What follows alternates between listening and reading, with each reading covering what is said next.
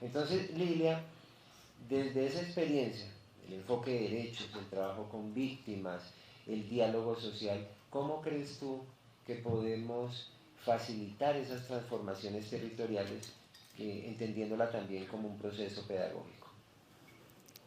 Bueno, primero pues muchas gracias por esta invitación. Qué privilegio estar aquí en este auditorio con líderes, con lideresas, compañeros, compañeras, con estas extraordinarias mujeres y lógicamente tú que nos uniste en este espacio de tiempo. Pues quiero añadir a la, a la presentación que tú hiciste, también crecí en un matriarcado. Eh, Mi abuela, una campesina del Huila, y mi madre fueron desplazadas y llegaron a Cali.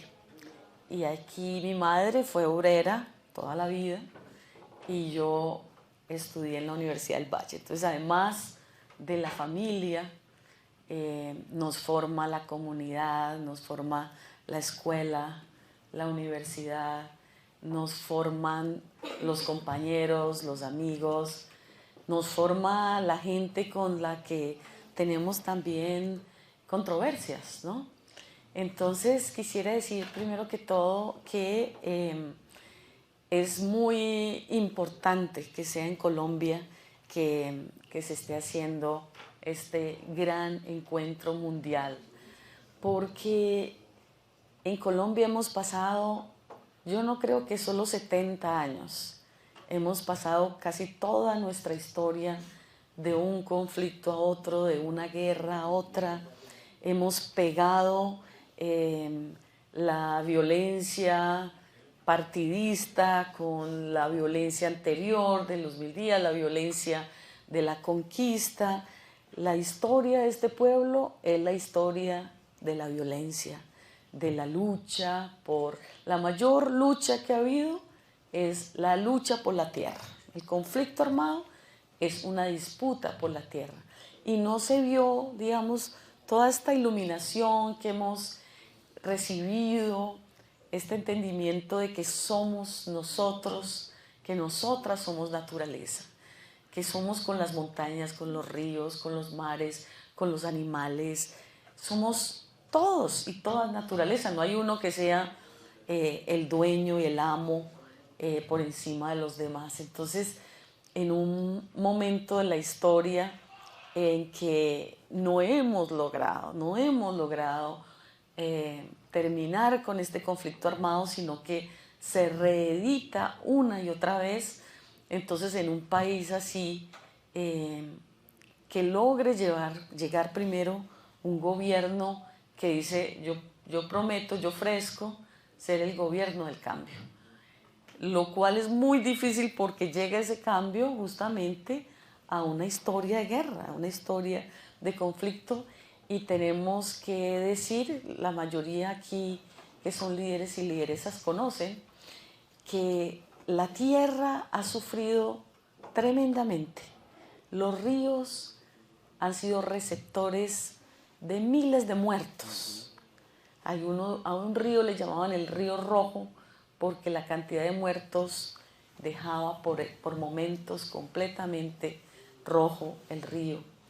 Un país donde ha habido hornos crematorios, o sea, una cosa impensable, que la humanidad, digamos, en un momento de la historia rechazó tremendamente. Bueno, aquí se reeditó eso. Aquí la tierra ha recibido la sangre de miles de colombianos y colombianas. Y las montañas han estado en disputa. Y en medio de esa disputa, los recursos naturales se volvieron una maldición para los pueblos. Donde había minería, donde había petróleo, donde había riqueza, esmeraldas, se volvió inmediatamente territorio en disputa. Y no una disputa, digamos, a los gritos, sino a muerte. En esa historia todavía estamos. No es que ya pasamos la página, siquiera esa historia por allá tan terrible. No, estamos en esa historia. Estamos entendiendo qué significa, por ejemplo, en este momento soy la directora de la Unidad para las Víctimas y aquí hay compañeras también de la oficina territorial que también conocen mucho todos estos temas. Entonces, este momento de la historia, cruzar esto que estamos, todos estos relatos con nuestra, entre comillas, realidad. Digo entre comillas porque al hablarlo, aquí estamos creando también una realidad. Y es la realidad que nace del verbo, de la palabra. La palabra es creadora y aquí estamos diciendo, todos somos naturaleza. Y en esta unidad para las víctimas que no tiene todo el registro, pero aquí nomás están registradas casi 10 millones de víctimas del conflicto armado. Tendríamos que registrar las montañas, los ríos, los pajaritos, los animales. Tendríamos que registrar la tierra toda aquí que tanto ha sufrido en medio de este conflicto armado. Y que cuando hablamos, cuando la compañera habla del relato de resistencia de su pueblo, tendríamos que decir, nos comprometemos nosotros a... Sería casi imposible reparar la tierra de todo lo que ha sufrido, pero por lo menos que aquellos que tenemos esa conciencia podamos dedicarnos también, tú mencionabas la tarea pedagógica. La tarea pedagógica es fundamental porque es que nos enseñaron lo contrario, que la tierra era para la disputa, que los recursos eran en disputa y los movimientos sociales también aprendimos que era por medio de la disputa. Y aquí ha habido un largo conflicto armado y también en un momento de la historia los sectores, los movimientos y la tierra y las montañas la pusieron en la disputa de un lado o del otro. Yo creo que el sufrimiento aquí de la naturaleza no hemos hecho el inventario de cuánto ha sufrido. Solamente 2 ríos son sujeto de derechos y sería sujeto de derechos, la tierra toda es sujeto de derechos, solo que apenas estamos con el conocimiento que vamos teniendo, vamos como acoplándolo, porque no sería solo declarar sujeto de derechos, sino que implica que la naturaleza toda, al contrario, nos habla permanentemente y nos convoca justamente a esa armonización de los derechos. Por eso no es en vano que desde el sur global haya salido este llamado por la paz con la naturaleza. Recordemos que el sur, tanto nuestros pueblos como África, como otros lugares de la tierra, dijeron, no, la economía avanza y nos dijeron cómo debía avanzar la economía. Y el sur global quedó en un momento de la historia postergado en ese, digamos, en esa carrera por alcanzar la industrialización y por ser el que más... Es que el modelo económico que está vigente es expoliemos la naturaleza, apropiémonos de la tierra, de los ríos, de los mares. Dicen que va a haber una lucha por el agua también. Ya la hay. Ya la hay, exacto, exacto. Y entonces, en ese sentido, ¿qué quiere decir desde la pedagogía la paz con la naturaleza? Una de las primeras cosas que quiere decir, si queremos paz con la naturaleza, es imposible que sigamos aceptando un modelo económico, que el modelo neoliberal de acumulación del capital, de los recursos, acumulación de la tierra, acumulación de los seres humanos, porque eso viene desde hace mucho. Nosotros acá en Cali tenemos una gran mezcla porque mucho del Pacífico llegó desplazado aquí al valle, pero también nuestros ancestros vinieron de África. ¿Qué quiere decir? Que la imposición de un modelo económico dijo, unos tienen que ser esclavos y otros tienen que ser los señores, y todavía estamos en eso, todavía mantenemos eso. Y yo creo, esa lección que tiene Colombia también es la lección de un pueblo que ha vivido la guerra, que le planteó una guerra a la tierra, le planteó guerra a la naturaleza y le planteó guerra a todo lo que podía esclavizar. Entonces, empezando de ahí, la educación tiene que ser una educación que no puede ser racista, que no puede ser machista, que no puede ser clasista. Uno de los países con lamentablemente mayor índices de discriminación, tanto que se inventaron los estratos sociales y categorizaron su población por estrato. Usted estrato 1, usted estrato 2. Y justificaron que habían unos estratos que eran los pobres y otros estratos en donde se podía disfrutar de toda la riqueza, de todo el ingreso. Y eso está muy instalado en el pueblo colombiano.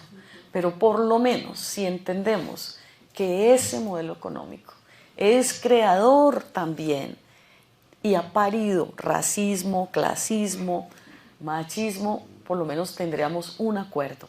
La paz con la naturaleza implica que estamos todas, todos, todes luchando por una nueva forma de entender esa relación, y donde un modelo no puede imponerle al mundo entero. Un modelo que le ha postergado la voz al sur global. Al sur global le tocó levantarse, y tenemos que darle el crédito a nuestros poetas. Fueron nuestros poetas los que comenzaron a decir: el sur también existe. Y además del sur también existe a nuestros pueblos ancestrales. Los pueblos indígenas de la Sierra Nevada han dicho: aquí está el corazón del mundo. ¿Y qué quiere decir? Que el corazón arranca la vida. El corazón va a parir estas ideas de transformación. Y ahí, en la Sierra Nevada, donde está el corazón del mundo, hay una disputa también por el territorio, una disputa por el control de rutas. Rutas no es otra cosa que entonces los ríos, la tierra, las montañas, a lo que llaman las rutas del conflicto.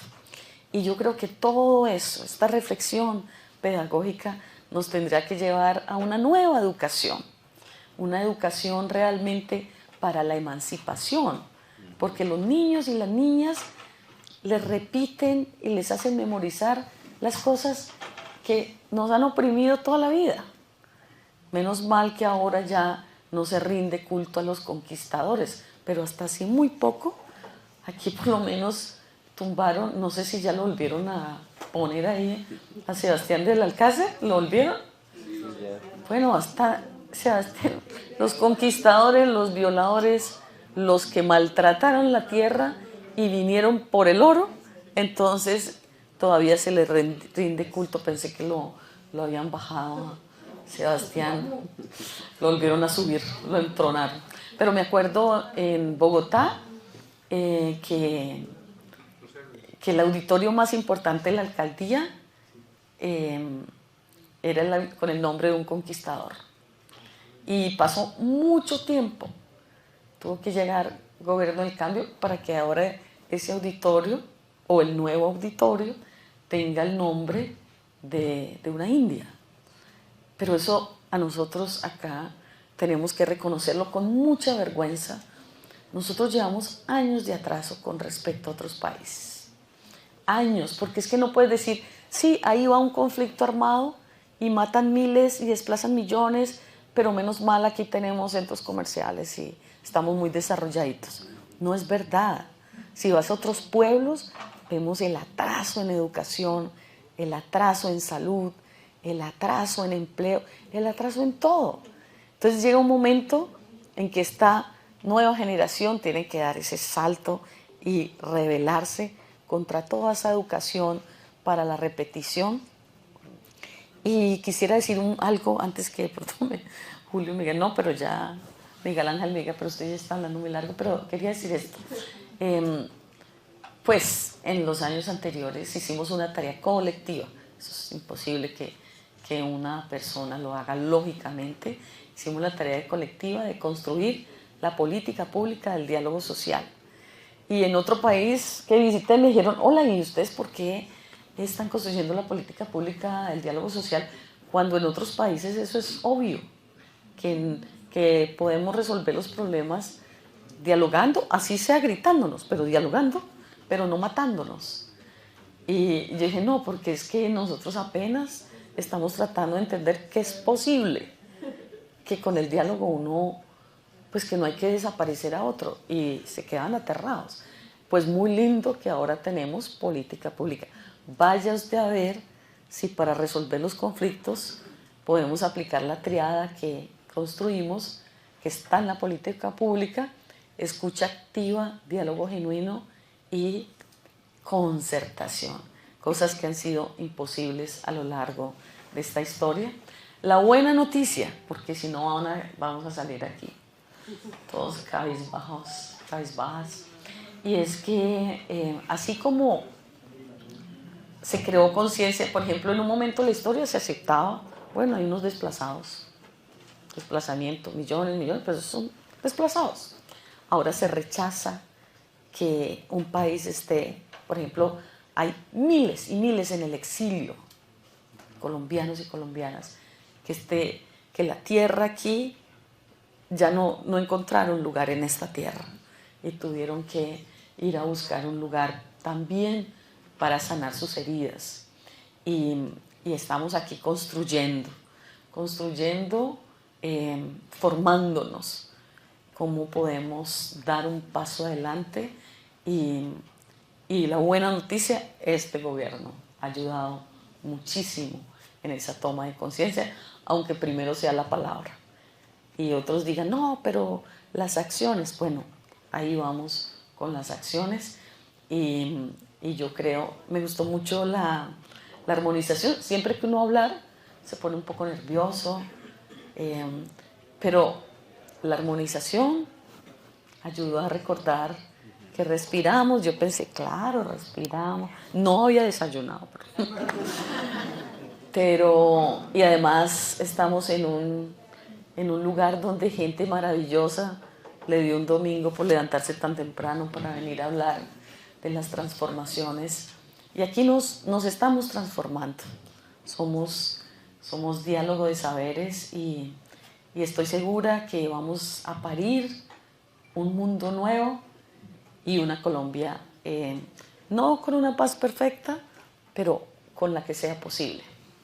Bueno, perdón que me extendí un poco. Muchísimas gracias.